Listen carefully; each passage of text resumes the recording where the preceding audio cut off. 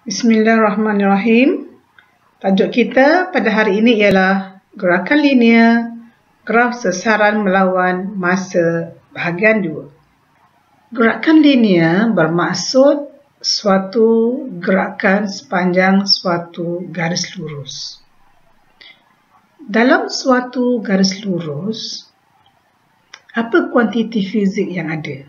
Di antaranya ialah sesaran. Sejauh mana sesuatu objek itu berada berbanding dengan kedudukan awalnya. Yang kedua juga, berapa had laju objek tersebut semasa ianya bergerak. Jadi pada hari ini kita akan lihat sesaran dan juga had laju objek. Had laju ialah suatu kuantiti vektor.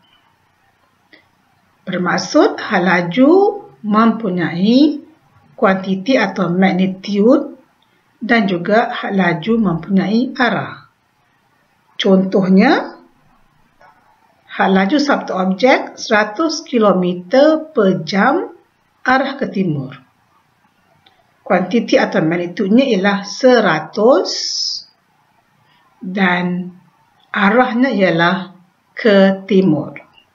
Kita lihat persamaan antara arah pergerakan bagi had laju dan juga arah pergerakan bagi objek adalah sama. Lihat anak panah ke kanan ini.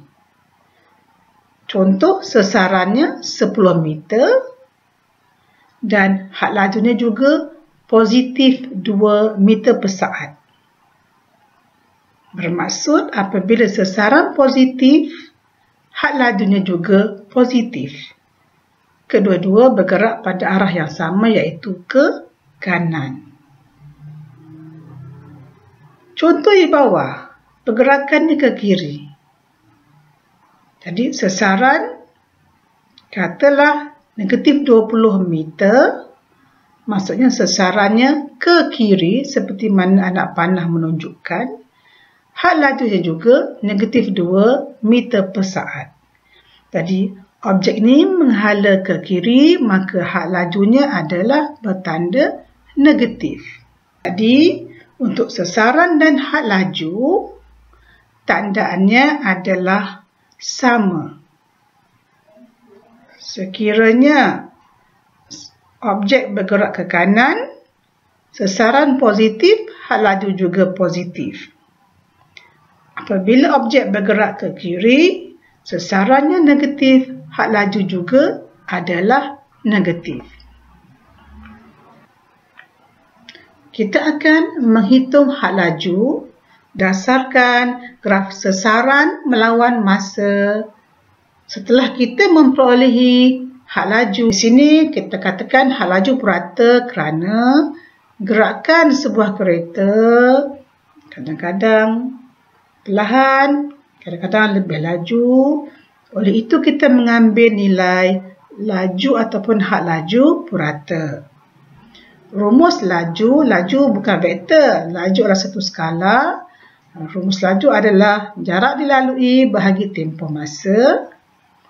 Kalau had laju purata, ini adalah sesaran akhir tolak sesaran awal.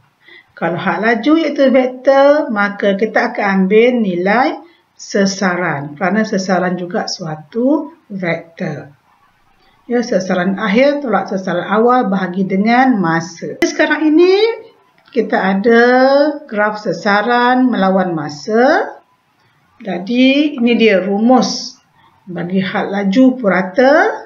Jadi mula-mula kita hitung pergerakannya bermula 12.30 hari sehingga 2 petang. Ya. Jadi kita perlu, ini had laju awalnya adalah sifar, sesaran akhirnya ialah 100 km. Jadi had laju ialah 100 tolak sifar. Tempoh masanya adalah 2 jam. Maka kita dapat 50 km per jam. Jadi di sini sasarannya positif arah ke hadapan. Had lajunya juga adalah positif bergerak arah ke hadapan. Ianya ke. Seterusnya lihat warna merah yang tebal ini, iaitu ini adalah sasaran awal, ini sasaran akhir. Ya, sasaran awal dan sasaran akhir adalah 100 km. Jadi daripada rumus had laju 100 tolak 100 dapat sifar. Tempoh masa ialah setengah jam, iaitu 0.5 jam. Maka sifar bagi 0.5 jam sama juga 0 km per jam.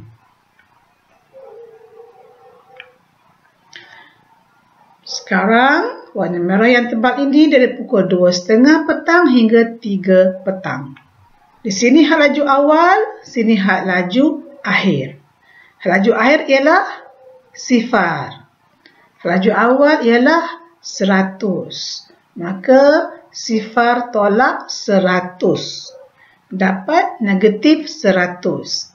Bahagi dengan 2.30 petang hingga 3 petang, iaitu 0.5 jam.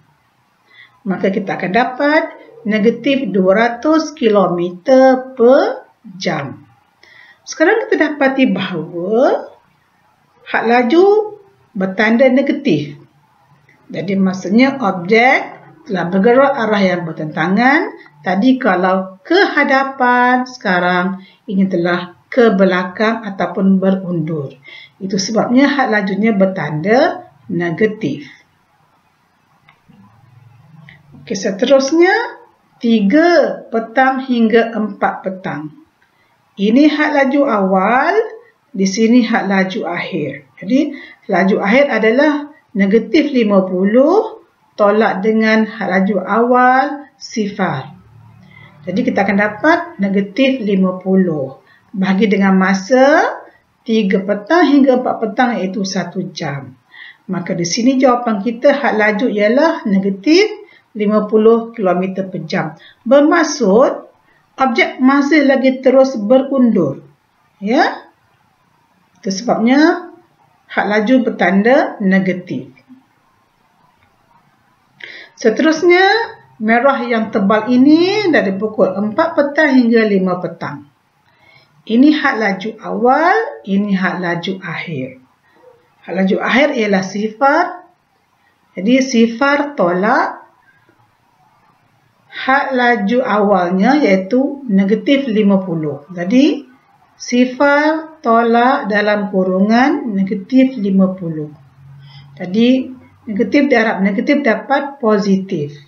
Maka had laju ialah 50 km per jam. Sekarang ini kita dapati had laju bertanda positif. Apa maksudnya? Apa maksudnya?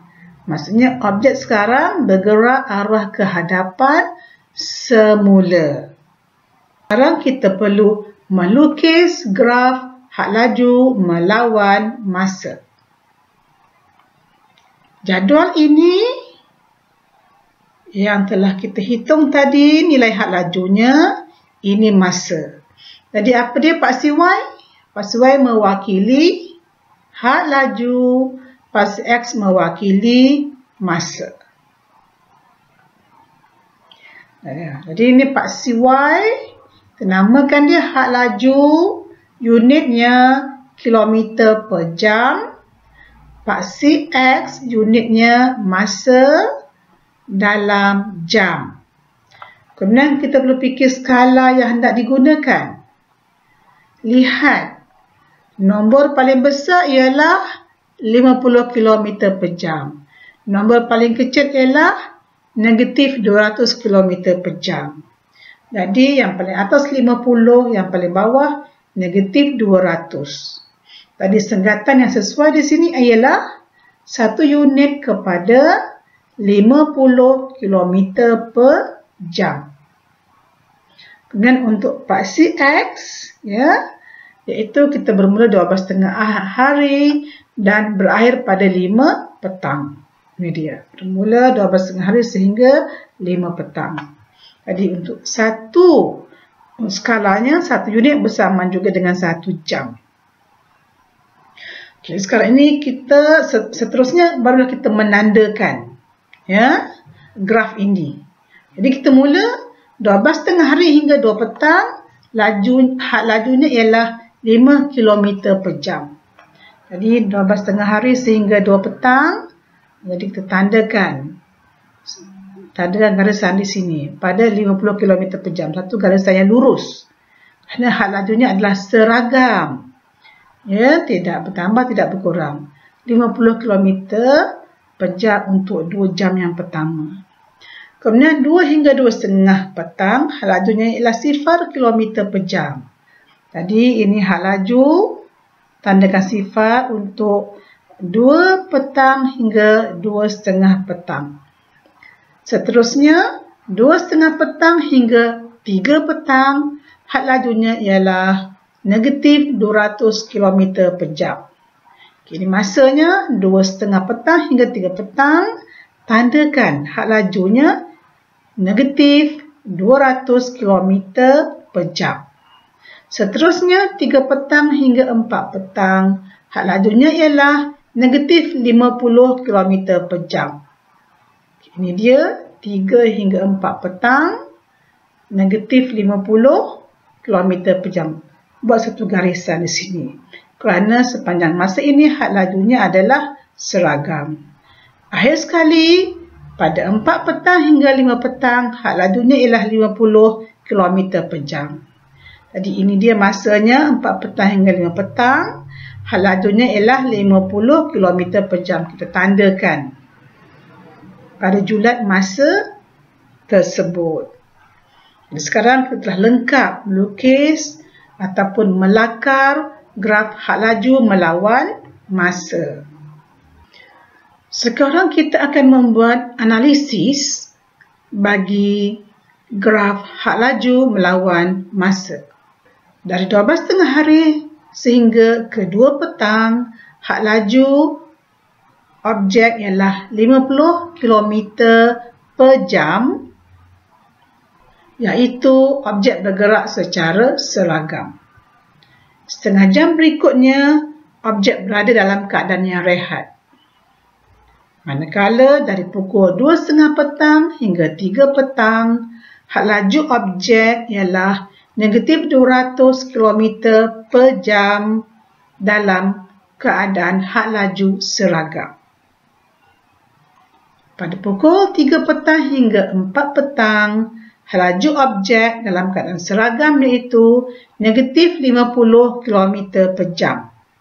Dan 1 jam terakhir iaitu antara pukul 4 petang dan 5 petang, had laju objek dalam keadaan seragam iaitu 50 km per jam. Itulah cara kita mentafsir graf had laju melawan masa. Juga kita boleh menafsir seperti ini. Kita dapati bahawa had laju tetap menunjukkan pecutan adalah 0. Maka kita boleh katakan bahawa pergerakan objek dari pukul 12 hingga 2 petang, had lajunya adalah seragam, maka pecutan adalah 0. Okay. Kita juga boleh mentafsir iaitu apabila had laju objek positif, iaitu dari pukul 12 tengah hari hingga 2 petang dan juga dari pukul 4 hingga 5 petang, had laju objek yang positif menunjukkan objek sedang bergerak arah ke hadapan ataupun objek sedang bergerak arah ke kanan.